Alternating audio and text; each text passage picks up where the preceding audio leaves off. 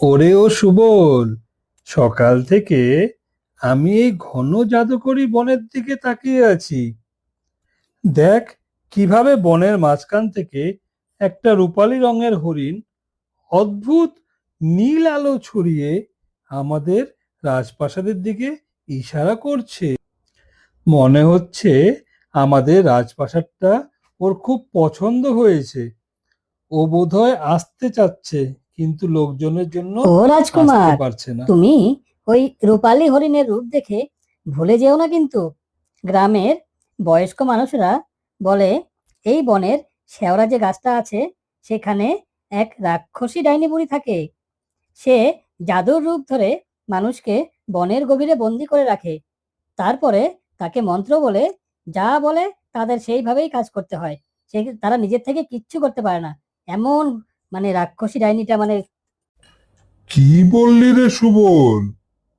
তুই আমাকে ভয় দেখিয়ে প্রাসাদ থেকে পালিয়ে যেতে বলছিস, যেখানে আমি স্পষ্ট শুনলাম ওই হরিণটা রাজকন্যা নীলাঞ্জনার গলার মিষ্টি স্বরে আমার নাম ধরে ডাকছে, আর তুই বলছিস ওটা নাকি রাক্ষসী ডাইনি বুড়ি, সে জাদুর রূপ ধরে আসছে? এটা কি হাহা, ওরে বোকা রাজকুমার, তুই তোর নিজের ছায়াকে বিশ্বাস করে এই গভীর রাক্ষস বনে পা বাড়ালি, আর এখন দেখ তোর সুবর্ণ সঙ্গী সুবল কিভাবে আমার জাদুর কাঠি দিয়ে পাথরের মূর্তি হয়ে জমে গেল, বুঝলি তো? আর তুই বোকার মতন ওরে দাঁড়িয়ে দাঁড়িয়ে দেখ। শয়তান, বজ্জাত দেয়নি? তুই তোর জাদুর ছলচাতুরি দিয়ে আমার সেনাপতি সুবলকে পাথর বানিয়ে দিলি, আর রূপালী হরিণ সেজে আমাকে এই আধার গুহায় বন্দি করে রাখলি। তোর এত বড় সাহস! তোর কোনোদিন ভালো হবে না। তুই আমাকে তাড়াতাড়ি মুক্ত কর।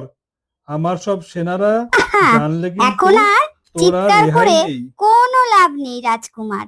তোর হাতে ওই সোনার জাদুর আংটিটি যদি তুই আমার মুখে তুলে না দিস, তবে সূর্য ডোবার আগেই তোকে আমি এক আস্ত কালো পাথর বানিয়ে দেব, এই কথা বলে দিচ্ছি। পরে কিন্তু আমাকে বলতে পারবি না তোকে যখন আমি পাথর বানিয়ে দিব। খবরদার ডাইনি, তুই তোর কালো জাদু দিয়ে আর এক পাও এগোবি না। আমার এই হাতের জাদুর পবিত্র আলো তোর সমস্ত অমঙ্গল শক্তিকে এক নিমিষে ছাই করে উড়িয়ে দিবে। তোর এই কালো জাদুর ছায়া আমি কোথাও পড়তে দিব না, বুঝলি তো ডাইনি? তুই ভালো চাস রাজকন্যা তো নীলাঞ্জনা, এখান থেকে চলে তুমি যা। একদম সঠিক সময়ে এসে আমাকে বাঁচালে। এবার তোমার সোনার আংটির আলো ডাইনির চোখের ওপর ফেলো, যাতে ওর সমস্ত জাদু ভেঙে চুরমার হয়ে যায়। তোমার সৎ শক্তির কাছে ওর কালো শক্তি কোনোভাবেই টিকতে পারবে না। তুমি তোমার সৎ শক্তি দিয়ে তোমার সোনার আংটির আলোটি ডাইনির ওপর ফেলো, যাতে ও একদম ধ্বংস হয়ে যায়। আহা, ওটা কিসের আলো? আমার চোখে তো কিছু দেখতে পাচ্ছি না।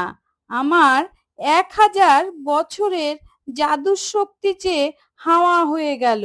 আমাকে মাফ করে দাও রাজকন্যা, আমি আর কোনোদিনও তোমার সাথে টক্কর দিব না। আমার অনেক বড় ভুল হয়ে গেছে। আমার কালো জাদুর ছায়া দিয়ে আমি পুরো পৃথিবীটাকে ধ্বংস করতে চেয়েছিলাম, কিন্তু তুমি তোমার সৎ শক্তি দিয়ে আমার এই কালো জাদুর শক্তিটাকে তুমি ধ্বংস করে দিয়েছো। আমি আর কোনোদিনও কোনো অন্যায় কাজ করব না। আমার চোখ খুলে গেছে, আমাকে মাফ করে দাও রাজকন্যা।